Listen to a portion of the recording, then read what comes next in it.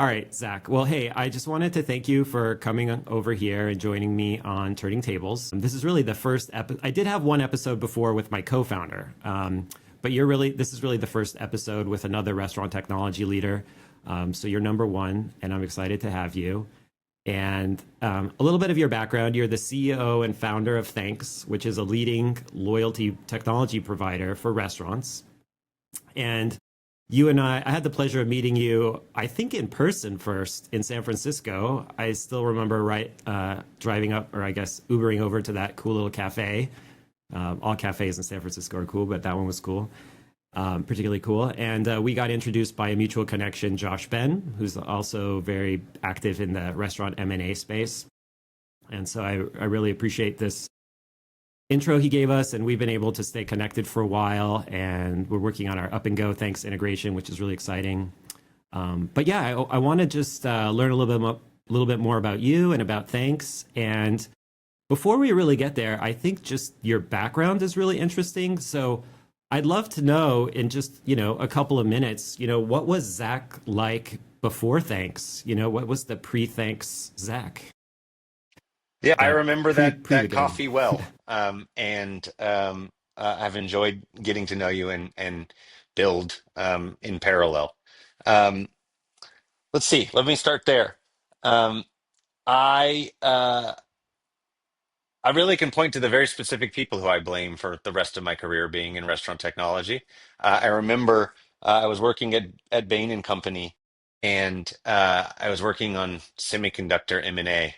And then people said, "Hey, we've got this distressed restaurant in Southern California, and we'd like you to go down there and work on a turnaround." And the business had been saddled with a bunch of debt from a private equity firm, and they were barely hanging on, and they didn't have enough money to pay um, our consulting firm. So they really took a lean team. My boss ended up working closely with the CEO, and I ended up getting to work with all the VPs across every function. And it was my first time really seeing how a support center for a major restaurant worked. Um, it was a lucky break. I was pretty young at the time, but my boss's boss was Rich Allison, who went on to be the CEO of Domino's. And I think about learning from true restaurant luminaries at the time, and that bit me. And the thing that stuck with me is how little data was being used to drive restaurant operating decisions, and how that was a problem I wanted to solve. And that eventually morphed in a number of ways and led to Thanks. And, as you mentioned, our goal today is um, we are a loyalty program and a first party digital ordering experience, but our goal is to drive traffic for restaurants. Like the number one mission for our business is to drive traffic. So when you were working on that project for restaurants, you had basically one problem, which was there wasn't enough business, and you observed that the way to solve that was by having a more methodical way to dig into the data. Is that accurate? I mean, ultimately, when you think about other categories which I'd worked in, the knowledge of who is your customer and where's your revenue coming from is taken for Hmm. granted. These are obvious things that almost every industry knows. And restaurants, especially 10 years ago, were completely blind. I mean, the answer of where's my revenue coming from, who are those people, and how do I get more out of those people was just kind of a, you know, put your finger in the air type of exercise. And really hard to grow a business when operating that way. And so we sought to solve the underlying problem first. That's an area where we really differentiate in our category is most loyalty programs are massively underpenetrated. Yeah, I have a loyalty program, but I still only know 10% of my customers. We consider success at Thanks many times larger than that. We're not happy anywhere near 10% because you got to know where your revenue is coming from. You got to be able to engage with those customers personally. You need to give them the right reason to come back to you, and all of that's become amplified in a post-COVID, post-third-party marketplace world where not only you're competing with the restaurant down the street, but you're competing for share of stomach with the marketplace that will deliver and be more convenient than you could ever be. And so that has just made it so that restaurants needed to sharpen that knife even more. Yeah, I totally get it. And I think it's such a timely message, or I should say, maybe you were ahead of the time and now the time has come because everyone is talking about everyone. It seems that there's more understanding that you need to know who your guest is. And especially like for Up and Go, we operate with sit down restaurants. And that to me is kind of the hardest place, especially at scale. When you got started, were you focused on a particular category of restaurant? Was it like fast casual or, sit down or Yeah, some particular segment? we actually started the business focused beyond restaurants. We were looking at all offline retail because the same problem is true for almost all of offline retail. What we eventually realized is those problems are true, and there are very big markets when you think of the services markets and when you think about retail. Um, uh, uh, the problem was about to be amplified in restaurants, right? This goes back to it was 2019. I wrote the Four Horsemen of the Restaurant Apocalypse about the third-party marketplaces, and there was nothing brilliant in that article, though it got a huge amount of pickup. It was just saying, look, we've seen this story before. We know what the arrival of third-party marketplaces will bring. And the good news is we know what the playbook is. We got to improve our own digital experiences. We got to create reasons for consumers to come back directly to us. And that's what loyalty programs do. And we've got to have the data. And luckily, many restaurants embraced that pre-COVID. Those were the ones that did the best. Many restaurants rapidly started embracing those things are went from nice to have to must have. And today, I think it's broadly understood that every restaurant must have customer data and must be acting on it. But there's still a wide range in those that are doing it effectively and those that are still kind of checking the box on yeah, we've got a loyalty program, but they don't really know whether it's working.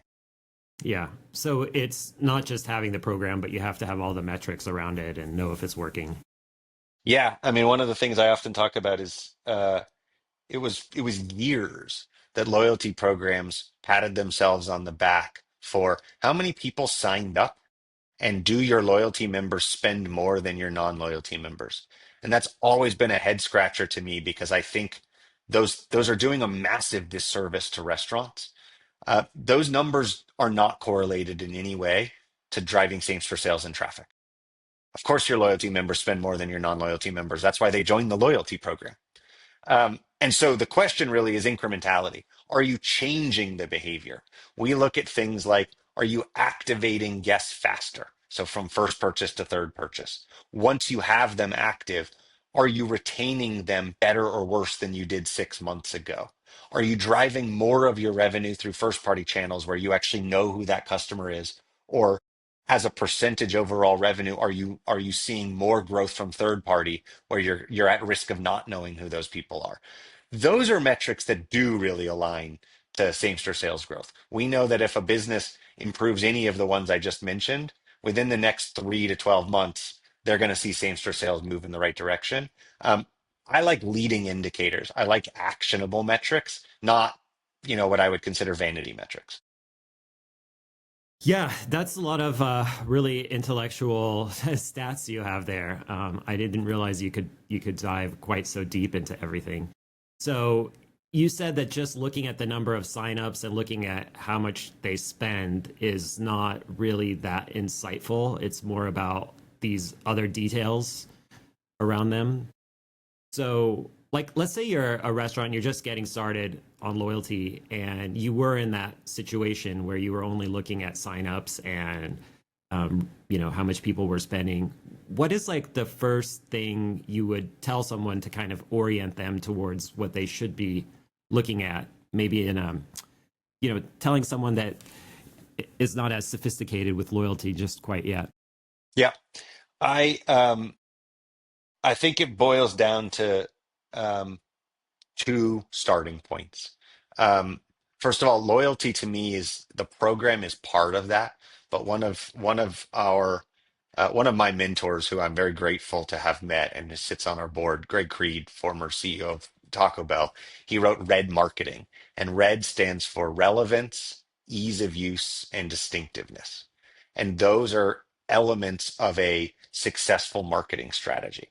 To me, they're also elements of a successful loyalty strategy. And they're not only about the program. So driving loyalty could include convenience, which is ease of use. If you make it easier for a customer to come back and purchase again, you're driving loyalty. It could be around how you recover from a bad experience. If you capture feedback and you respond personally to that customer, you've actually increased the odds of that person coming back versus if you just ignored them.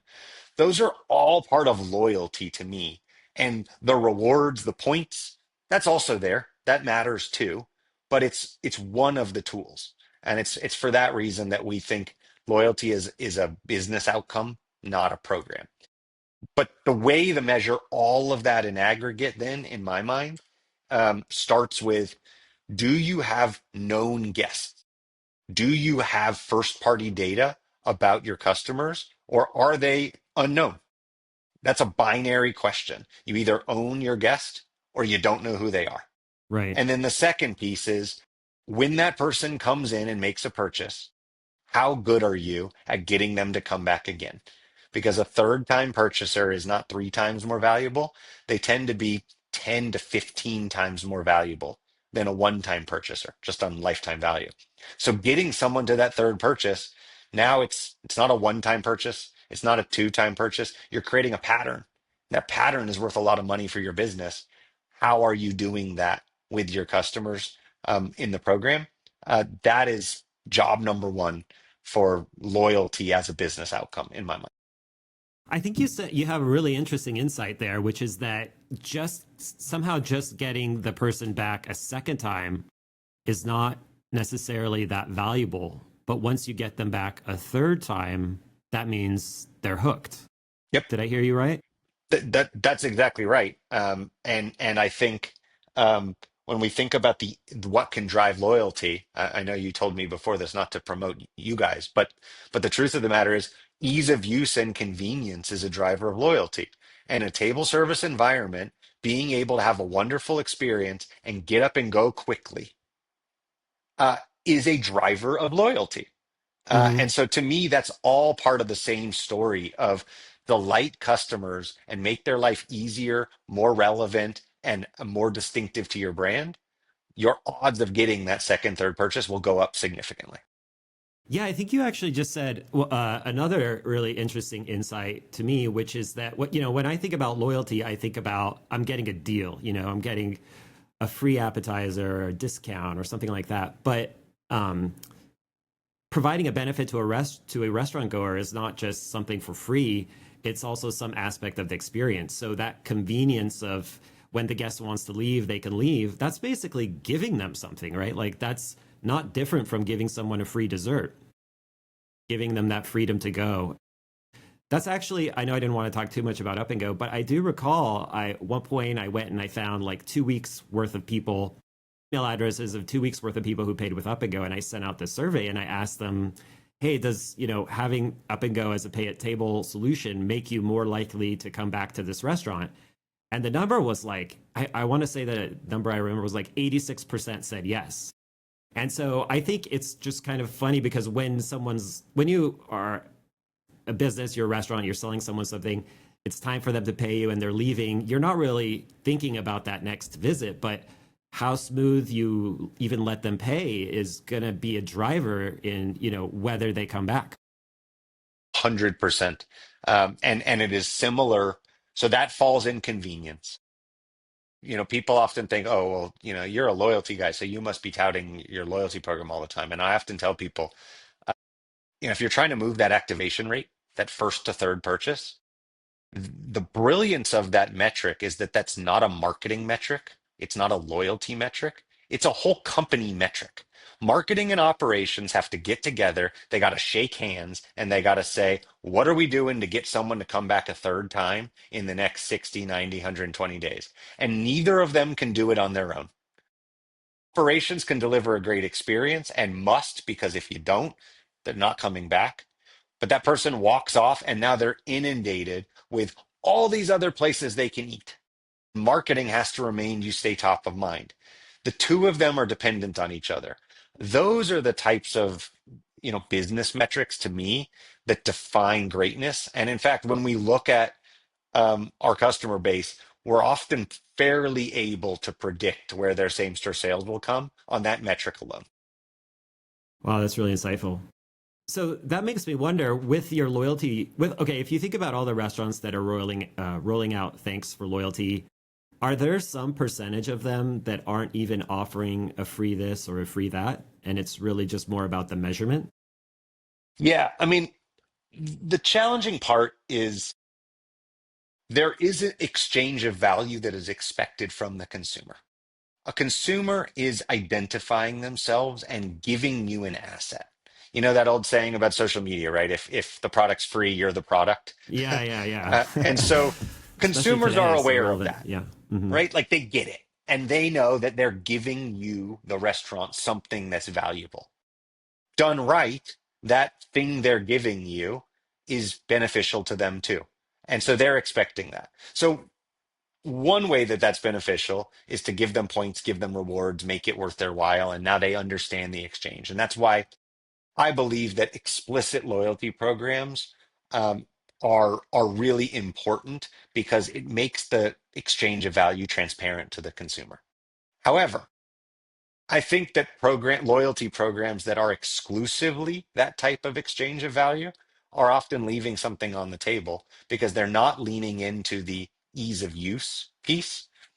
One of the benefits of sharing my identity with a restaurant may be that I earn points, but another benefit may be that it's super easy for me to order the thing I ordered last time. Another benefit may be that I stop getting generic stuff in my inbox that I don't care about, and I only get things that I do care about. All of those are part of the process of getting value back, and they don't all have to be discounts. And that's often a mistake that I think brands make in loyalty. They're chasing loyalty outcomes by throwing discounts. We'll see loyalty programs that we transition from legacy players that are giving back 15 to 20% of revenue in the form of discounts. Hmm. There's not enough margin to go around if that's how you've structured your loyalty program. So we pride ourselves on things like secret menus, things like the ability to actually one-click reorder. All of this stuff is part of loyalty in our mind without giving discounts back to the customer. So if I had to summarize that with one word, I would say personalization. That's Yep. like that's a big deal. Yep. And yeah, that's another thing that keeps coming up. So, like, if I give you personalized experience, I know what you want, I make it easy. In some sense, that's better than 15% off, as you're saying. I think that's exactly right. And consumers seem to respond. We have a metric we look at that there are three types of campaigns that customers can run on our platform. There is send a message to everyone you know. That's just a standard email blast. There is target based on some behavioral attribute and send a message only to those people. People that have shopped at this specific store, customers who have dined after 7 p.m., it's et cetera. And then there's automations, which are trigger based. If someone does X, talk to them with Y message. The best performing are automations because they're relevant. As soon as you take an action, you get a message that makes a lot of sense to you in real time. The next best is targeting because the thing that you're hearing about from the restaurant is relevant to something that you've demonstrated with your own behavior. No surprise, send a message to everyone is about 1/10 as effective as a targeted or trigger based campaign. So personalization matters.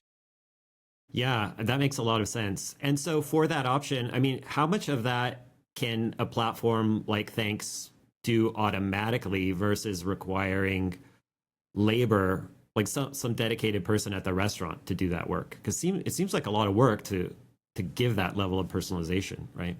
Yep, that's a big area where we stand apart. Is we recognize that we built our platform to be able to be used by a marketing team that has no one full time dedicated to it.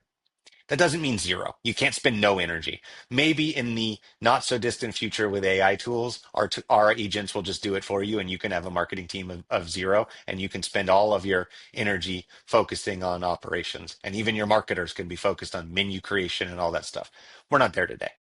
But ease of use is the thing we hang our hat on because you're exactly right. no one is over resourced. Marketing teams are lean, budgets are under control, under pressure, and so a lot of that stuff is automated in our Yeah. platform for that exact reason. Yeah, I mean, I just thinking a little bit in a little bit of a different domain, Up and Go, how we try to have outreach to prospective restaurants. I always want those emails to be as personalized as possible. Like, it would be great if we knew, their cuisine, because, for example, Pay at Table works exceedingly well for restaurant groups that serve breakfast. It would be great if we knew with a lot of accuracy what POS they use, right? Because if we don't support their POS, maybe we shouldn't be bothering them. But it requires like a human right now, almost like a full time job. And so I think, yeah, like you're saying, to the extent that you can take that off as a requirement, seems like it would be helpful for people. Yeah, the other thing I like to think about from a loyalty standpoint that you're kind of getting at is the mental burden of just being a buyer of something, being a consumer buying from a restaurant, or even being a Yeah. restaurant buying from a software company. There's a mental burden, and you got to strip out that mental burden. So one of the things that personalization does that because it immediately screams, "I am relevant. Pay attention to me," not, uh, you know, "I am just something you need to filter out." But the other thing is a big opportunity, I would argue, that restaurants have on their first party channels that they don't use often enough. One of the things that DoorDash has is variety.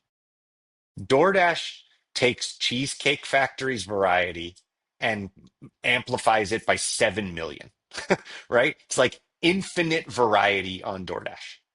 So that's a really attractive thing for someone that wants, any food they could possibly dream of, the Amazon Everything store. Right. But variety has a mental load. You show up on DoorDash and you're like, well, what am I going to eat today? I could literally eat anything. So one of the things that restaurants can offer, which fits into the red marketing distinctiveness, is actual focus. You Mm-hmm. can lower the mental load of saying, hey, when you order from your favorite restaurant, we're going to show you exactly what you ordered last time. We're going to show you exactly what rewards that are uniquely available based on your previous purchasing behavior. We're now lowering the cognitive load of ordering as a consumer. And that is itself an appeal for a restaurant to come to a first party channel versus go to the third party channel. That's part of loyalty too. Yeah. You remind me, I'm quite sure there was one or two economics professors that actually won a Nobel Prize for identifying that search has a cost, like actually looking for things. And it makes a lot of sense. I mean, there's so many times where I need something and I just keep delaying buying it because I know, like, I don't want to spend 2 hours searching on Amazon and reading all the reviews. And, I get it. It's really nice for a menu to know what you want. Like, Yep.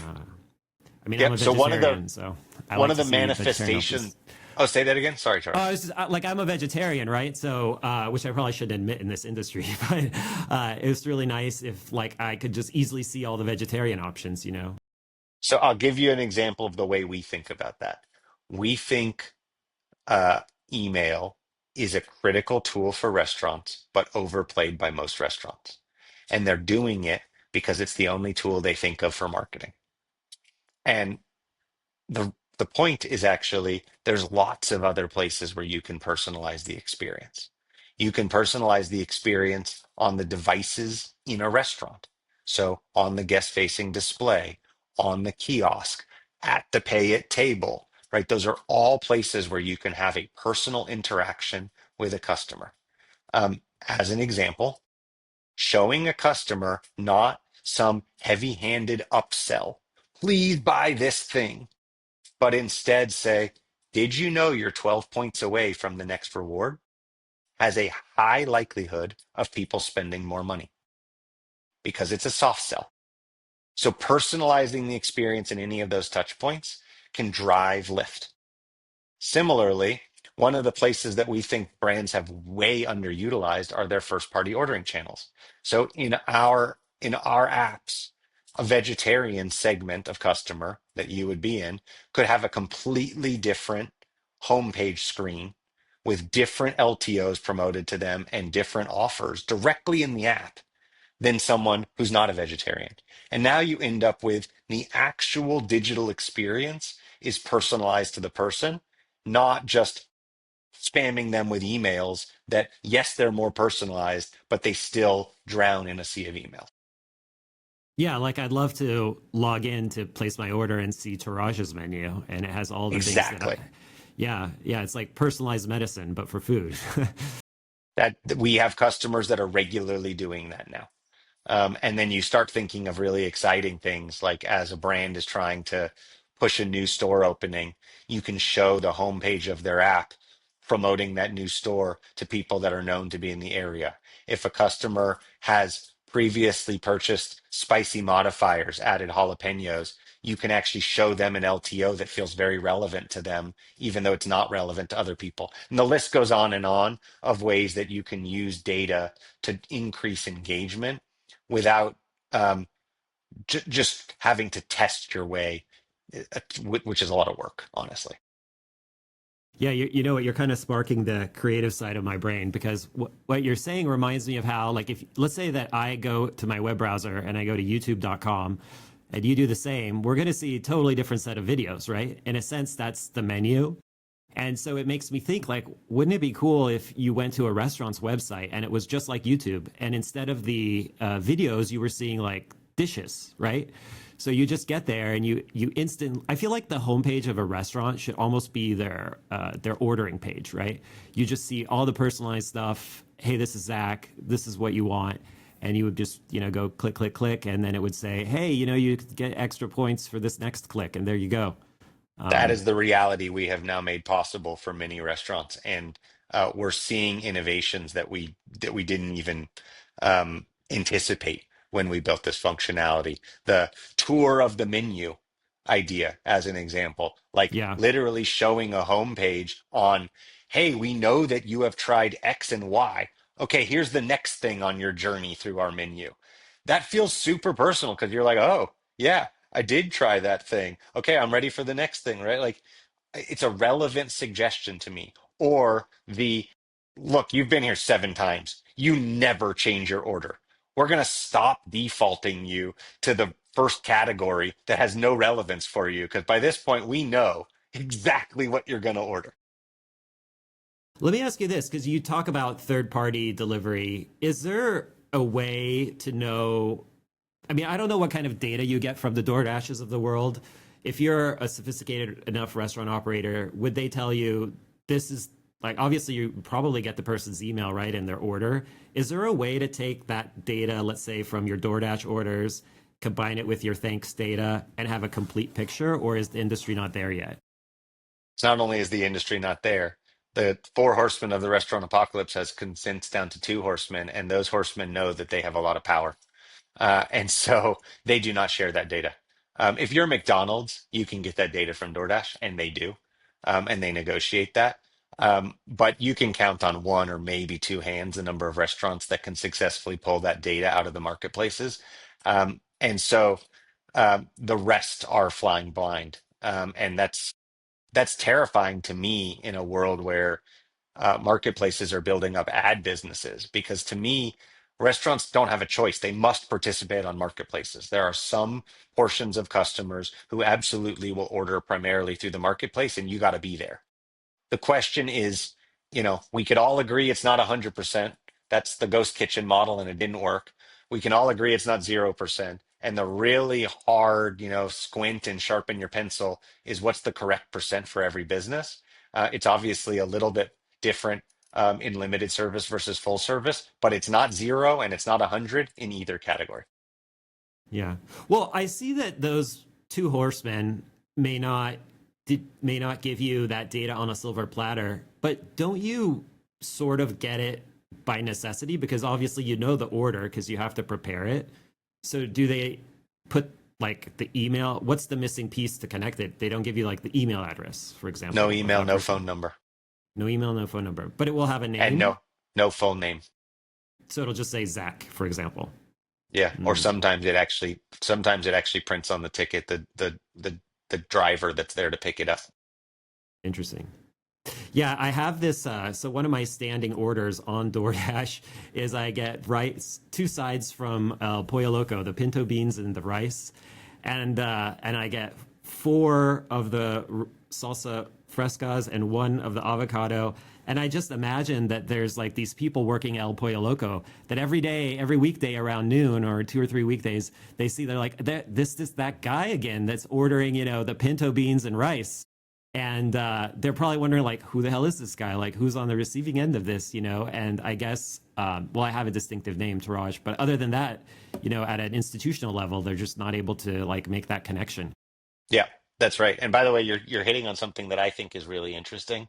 Um, Front of house and back of house have been largely kept completely separate for restaurants for a long time.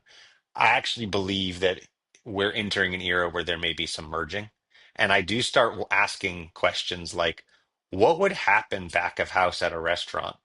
Hopefully nothing. We hope that we're always striving for A plus service. But what would happen if we know that this is a true VIP when we see the order? What Hmm. might we throw in extra? What might extra care? What might we give? And going the other direction, what would happen if we knew, for instance, that we'd over ordered on strawberries and we needed to find something to do with them? And we could reach out directly to our VIPs and say, hey, this week, strawberry milkshakes are on us. And now we're solving a back of house inventory problem with a front of house personalization problem. That's not that far away right now, Yeah. and I think is a real unlock for restaurants. Yeah, I mean, anytime you can use, it reminds me of like when you have a special, supposedly when you go into a restaurant and there's a special, sometimes it's what's left over from the night before. Yeah. Yeah, that would be cool. So you would somehow have to, I mean, there's inventory management software, right? So that could somehow feed in and say there are extra strawberries. I And mean, then, think about the example here of Amazon Whole Foods. mm, They they give prime deals at Whole Foods, so that's to people who are paid loyalty subscribers, and those deals are discounts on certain items at Whole Foods, and invariably most of those items are expiring inventory. So that they are doing this exact thing incredibly effectively. And it's right there for restaurants, but it requires you got to know who your best customers are because those are your yeah. channel to talk to, and you got to be able to connect the dots to back of house. And we're we're on the way to that being the reality for restaurants too. Yeah. Yeah. I mean, it's exciting to watch all of that get there. I was thinking about the El Pollo Loco example too. And, when I drive up to the drive through, why isn't that whole screen dynamic? Why doesn't it recognize my license plate? I don't care. Learn my license plate, and just show me what I want. And I was actually at a conference recently, and there was a speaker there from Starbucks who manages their digital internationally. And they're piloting these. I don't think it's confidential because he said it to a crowd full of people, but he said they're piloting digital ordering. And I just heard this week, fresh off the press, and it's in a few different countries in Europe. And one thing that I thought, so you walk into Starbucks and they have the menu boards on the wall, and then they have on the side in just a couple of these Starbucks these counters with the ordering kiosks. And one thing that he said is like, uh, because of these kiosks, you can actually reveal more of the menu than you can on the menu board because the menu board has limited space. But when you're at the kiosk, you've got scrolling and all of this. And Starbucks, like Amazon and Whole Foods, is really good at personalization. Like he said, you could not run this without loyalty. Like it's the basis of these kiosks. When you go there, it knows who you are, and so it can like show you more stuff. It's kind of like a secret menu in a sense because it's showing you stuff that's not on that menu board. And he pointed to some huge number. I thought it was huge, 10-15% lift in spend because people are just discovering these new things. Because I guess personalization, right? So that, yes, that is exactly right. And obviously, what we can do together with Pay at Table is one such venue to do some of those things. We have other examples where we're doing that with kiosks, like with Bite, where the experience is actually personalized now that we know you're a loyalty member. And so it can actually instead of using generic upsell, we actually have very clear ways to drive incremental lift in the cart because by using that experience. We're working with Kia, the voice ordering company, to do something similar so we can recognize the user based on their phone number if they're in the loyalty program. And now, what are their current points balance? How close are they to the next reward? What have they previously ordered in store? Connecting those dots all become data to make for a much more personalized voice ordering experience. So you're not just talking to a voice agent that's taking your order as if you're an anonymous person. You're talking to someone that knows a lot about you and can streamline the process, give you the right recommendations.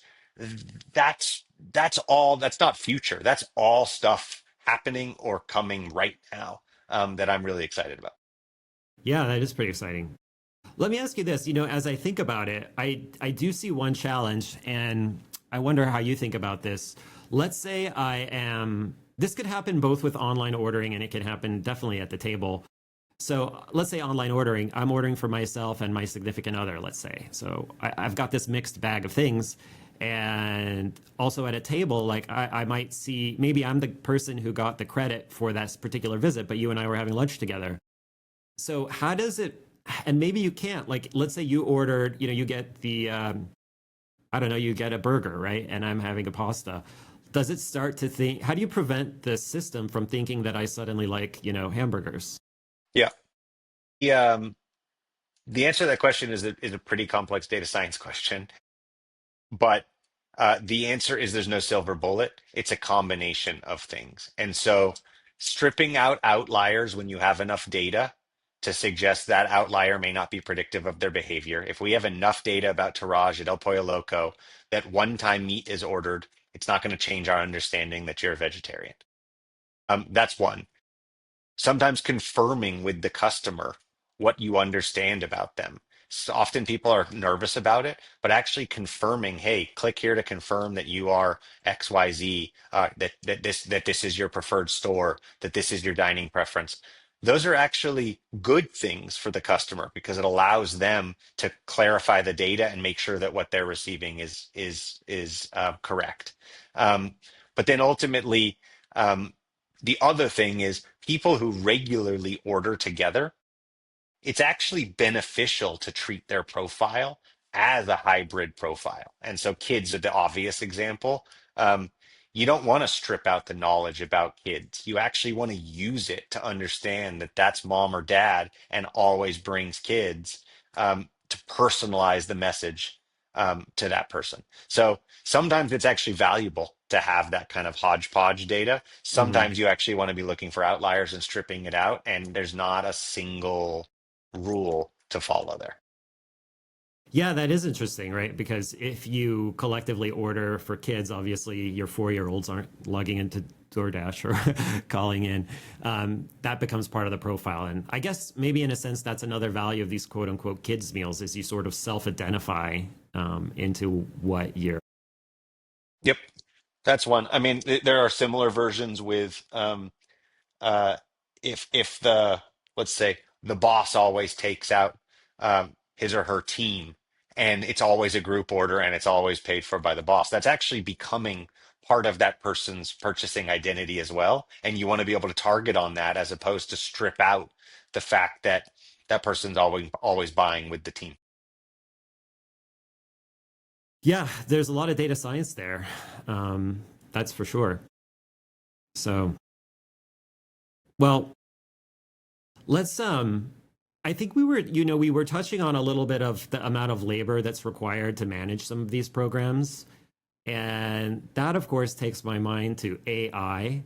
So let me ask you this. AI, hype or not? Or is it too early? Or what's the state of AI actually being helpful for all of these things, if at all? I think massive, Massive. absolutely massive. I am uh, I'm a zero hype AI guy.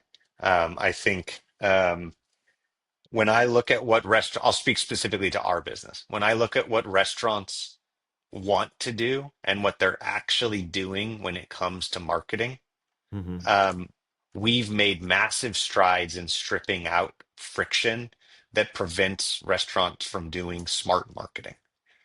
And that's why we're winning in market. And yet, there's still a long journey to go. And the solution to that is strip out a lot of the operational burden um, through AI. So our first AI product that we launched last year was the ability to do natural language segmentation. Anything you could dream up in natural language, we've now modeled and you can build segments for it. It used to be really hard. You'd have to click through a bunch of drop downs. You don't have to do that anymore. Making segmentation easier increases the number of segments restaurants are willing to use, which increases the efficacy of the marketing that they're doing to those targeted segments. It's like the gift that keeps on giving. There are a number of operational things that are still burdensome, whether it's guest recovery, whether it's actual creation of reward inventory, whether it's creative that goes into a campaign. All of that is stuff that we are actively automating through AI tools today, and is we're delivering to customers already. Um, and then there's this other one that I think is fun. I call it the CEO problem because I'm guilty of it. Um, so you walk past your CEO in the hallway, and the CEO says, "Hey, could you look up blah? I've got this question." And then the employee is struggling to find the data for the next 3 days to answer the CEO question because they want to be Hmm. responsive. Um, that happens all the time, and it happens often with customer data. So we've built a tool that internally we call Sherlock, a la Sherlock Holmes, which can take a prompt like that that's kind of really vague and really data heavy, and Hmm. look through all of the information about your customers, your loyalty program, the marketing that you've done, the operational data that we can pull out of our integrations, and write you a one-page CEO quality summary on what's Hmm. going on. Hey, we ran this campaign. Did it have any impact? Hey, we launched an LTO on this day. What did my VIP customers think about it? Uh, hey, there was snow in the Pacific Northwest out of the blue. Did that depressed my sales 40% overall? How many of my loyalty customers came back the next day when it was sunny? These are Some of them are great questions. They deserve CEO attention. Some of them are just dreamed up out of the mind of someone's boss. But the cost now of answering them is going roughly to zero with these tools. And we're really excited about that because we think that allows marketers and operators to do the things they're really good at and stop wasting the time on the stuff that's just so burdensome. So just to recap, so what you're saying is if I'm a restaurant and I'm using Thanx, I have now access to an AI tool, Sherlock, who sees all the data that Thanx knows about my restaurant and all my customers. And then It's like having a I can just ask Sherlock whatever I want to ask Sherlock. It's like having a brilliant business analyst. It is in limited beta right now. It will be rolling out later, along with several of the other things I mentioned about. So we are actively working on making smart marketing that drives traffic as easy as it has ever been for restaurants. And we believe AI is a critical piece of that tooling. Yeah, I could see AI being really helpful. And I think AI would also be helpful in asking like what questions should I be asking? Because, like the CEO may not know to ask how the weather related to the food. But the That is AI exactly may right. yeah, the AI will determine would be able to identify patterns on its own. So And we have the benefit now of doing that across a large number of customers. And so understanding, while we would never share insights from one customer to another, mhm. understanding across all of our casual dining customers, this is the area where you're most off of benchmark. What do you think's happening? And actually starting a dialogue directly with the operator to understand what's going on. It does exactly what you just said, Taraj. It allows them to focus their attention on, okay, well, if this is the area where I'm not doing as well, let me start looking into that, as Mhm. opposed to start from a blank page, which is really overwhelming when your day job is running a restaurant and you got other stuff to do. So could you just go into Sherlock and say, "Hey, this store just hasn't been doing that well over the past couple of months. Like, what do you think is wrong?" And Yes. it would tell you. It very well could. There are a number of things that it could show. It could show, is the activation rate at that store at, above, or below benchmark against other stores. It might show, is the satisfaction scoring of guests off or on track, and if so, in what categories. It might show that that store is higher or lower penetrated by channel, pickup, delivery, in store, etc. It might show that that store uses a different point of sale, and perhaps that changes the operating flow than the other stores. Hmm. All of that's knowledge that's known to Sherlock, because it's all part of our system. And all of those are hypotheses that it effectively can ask, prove yes or no with data, and bubble up the thing that seems like the most likely, or the list of most likely suspects. Does it know? No, it can't prove that it knows the answer, but it can reveal, this is the highest likely hypothesis. These are things that are also on the table. These are things we've ruled out that are probably not it. And when you think about how valuable that is, that's life-saving for a restaurant that's staring at a business problem and they don't know how to change it. Yeah, I think when I hear you say all of that, I think if it also knew the staffing, that could be a valuable input too. Because let's say okay, like take this example, sales have been down for the past 2 months, at this restaurant. Well, what's different? Oh, we hired this manager, and the manager's very mean, or he can't get along with staff well. You Completely. might, yeah, you might be stuck trying to look for the problem in your menu mix, or I don't know, the weather, but in reality, you just hired a crappy manager. And so you'd want it to Completely have agree. access, yeah, to all the info. And you're getting at the right point, which is, we don't have all the primary information and we don't have Hmm. all of the back of house data, but we see the outcome in customer behavior.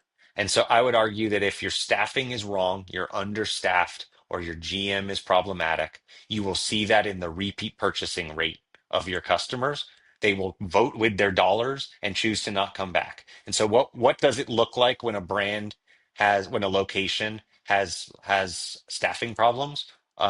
It often looks like disproportionately more of their revenue comes from first time customers than repeat customers. It's the canary in the coal mine. It doesn't tell you that labor is the problem, but it tells you you have an operational problem, and one of those that you should look into is labor. Yeah. Yeah, that's all really interesting stuff. So, and then the idea, do you give people away? So, obviously, you want to let one restaurant know their data intimately well, and you, as Thanx, want to be able to take an aggregate look at all the data.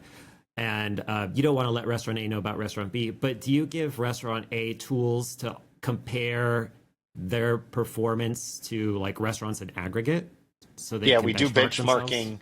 Yeah. We do benchmarking against core metrics where we can do that in a way that protects all the customers.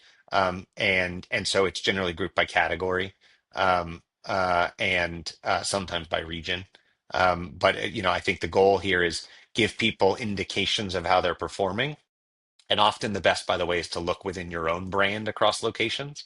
That's often even more valuable than looking at other brands. But we do also do benchmarks across brands.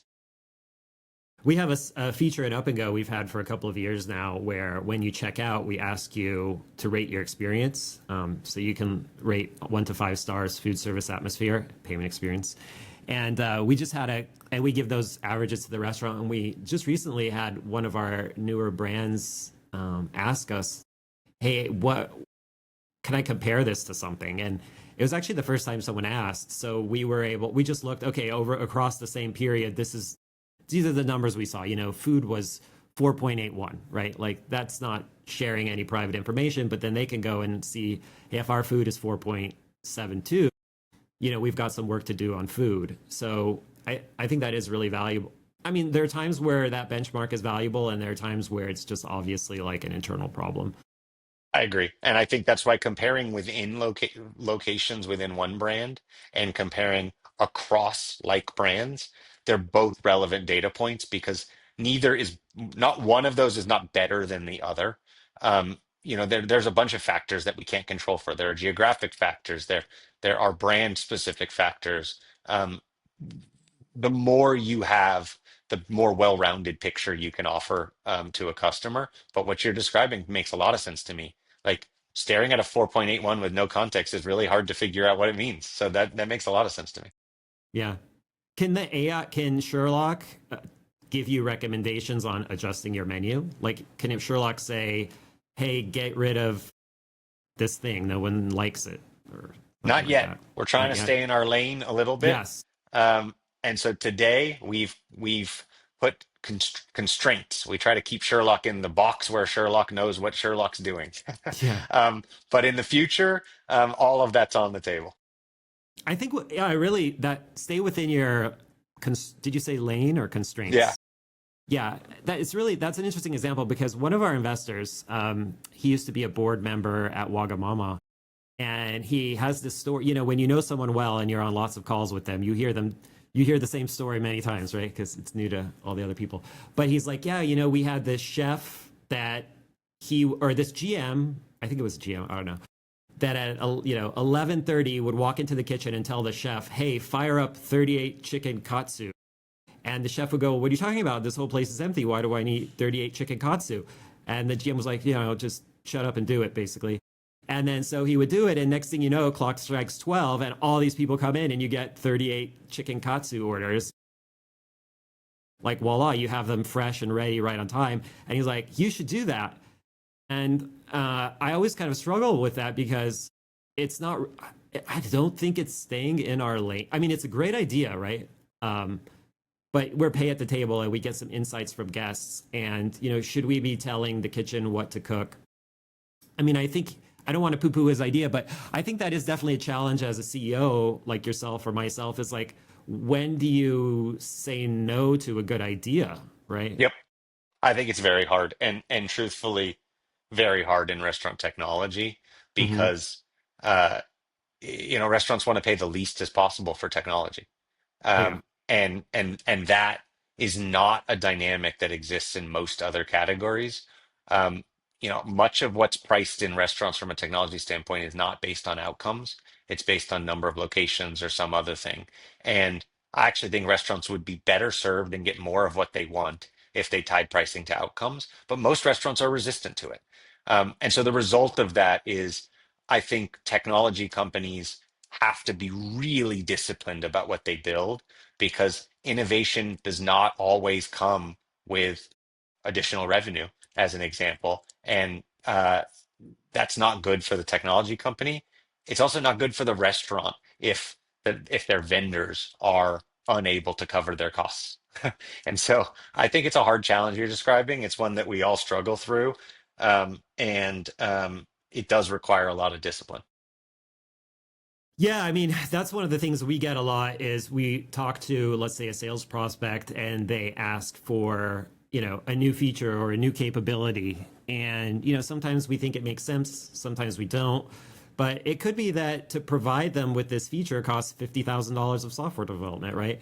And then, when you're like, hey, how about if you pay an extra $100 a month? They would ask you like, are you out of your mind? And so it's like, it gets difficult. Do you face that with Thanks also? For sure. And I think Yeah. um, the benefit of scale is good features now roll across enough customers that we've been able to justify more and more innovation. It also helps that we've been able to grow. We doubled the size of our engineering team last year. We'll do it again this year. Um, but in spite of that, we've also increased our product footprint. And so we're constantly saying no to stuff that's, as you say, good ideas, but perhaps that good idea needs to be owned by a different part of the tech stack, or perhaps it just needs to be prioritized below other things we're working on. And those are painful cuts, but I think they're the right one in a ruthless discipline and environment selling to restaurants. Yeah, yeah, you want to make everyone happy, but it's got to fit within the product lane. And, one thing I have noticed is it doesn't matter how many engineers a company has, they're all booked. Like I've That's talked to right. some of the largest companies out there, and I've asked for like the most. I have a good, I basically run an engineering company, so I have a good sense of, how long it takes to make a feature. And I have this feature which I know one engineer could build in a day, and I've been asking this company worth tens of billions of dollars that we integrate with, like, can you add it, please? It will take a day for like something like 18 months now, and Yep. it's impossible. It's very difficult. Yep. Yep. I I have examples of that myself. All right. Well, I know we're coming up on an hour, so we only have 5 minutes. But one thing I did want to learn a little bit about is just getting back to this idea of the offers, not the offers. So, because it sounds like your platform is so comprehensive that even if you're not, if you're not giving monetary benefit, it still has a lot of value. But if I've just signed up for Thanks, and I do want to have some kind of loyalty program, like in a nutshell, what kind of, when you do give discounting, what do you see that works for in that department? Um, the trend in the industry right now is to move, has been moving for years and is kind of consolidated around building a currency that is brand specific. Um, excuse me. Bless you. The reason for that is it creates optionality. Um, you can talk to customers in different ways with your own currency.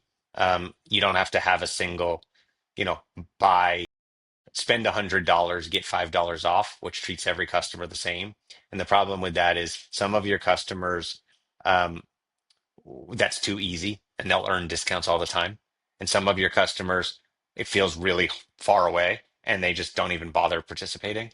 And that doesn't make any sense. And so you can create, with a currency, you can create personalization that's relevant to every customer, but they know what they're getting. There's a kind of a quid pro quo.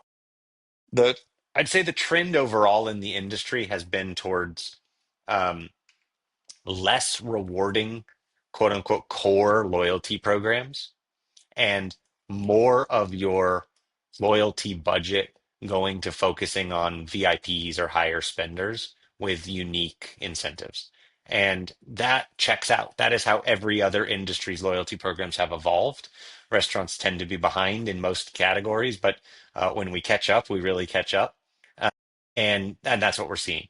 And so, when you think about an airline or a hotel, a credit card, they disproportionately invest their loyalty incentives to their top tier customers. And we're seeing more and more restaurants choose to do that, not just with dollars, but with special events, with attention from management, with secret access to early or late access to LTOs, and then, of course, with bigger and bigger discounts. Um, and so um, there's a lot. There's a lot of complexity that can be layered in over time. The core program I would generally recommend to be um, build yourself a currency and use that currency to give optionality to guests so that they can have the loyalty journey that's relevant to them. So is that, yeah, I immediately thought of airlines when you said that. And here I am thinking like, oh, do you have like business class and first class seating in the restaurant? And then, your goal is to get that plush leather chair instead of the plastic one in the front or something like that. I mean, I do that could be think that's cool. real. I actually like there are better tables at restaurants. Hmm. There are hard to book days at Hmm. restaurants. Um, there are uh, uh, off menu things that are delivered when the GM recognizes that you're there every Friday. All of those are parts of loyalty to me. Those are assets that restaurants largely underutilize today and should be used more. Yeah, that sounds right. So when you say currency, you mean like a point system? Is that what you mean? Like if For I'm the a most part, that's the mm, most common. That's the most common approach. Yeah, people sometimes do tiers as another way, and then sometimes you combine them, a la Starbucks, with a currency and tiers. But those are the most common models. Yeah. great. Well, in our final moments, if you had to give a 60-second recommendation to the restaurant industry in general about loyalty, what would that be?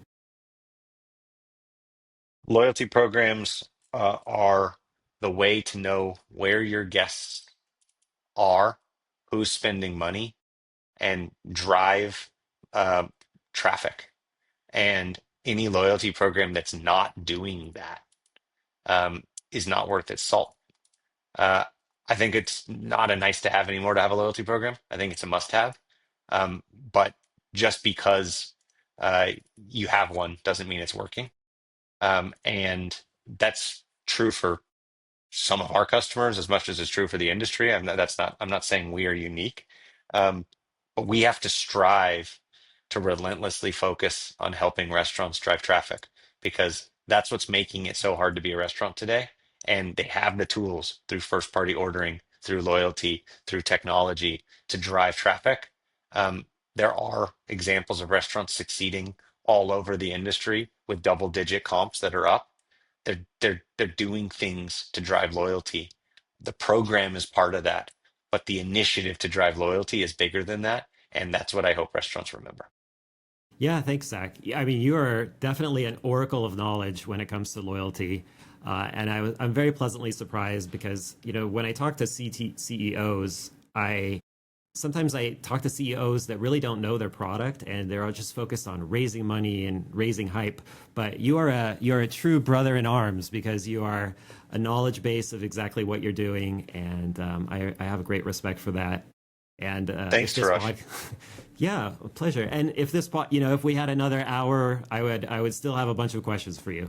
But I we enjoyed gotta. it. I think it was a great discussion. So I appreciate the time, and I'm thrilled to join Turning Tables. Thank you, Zach.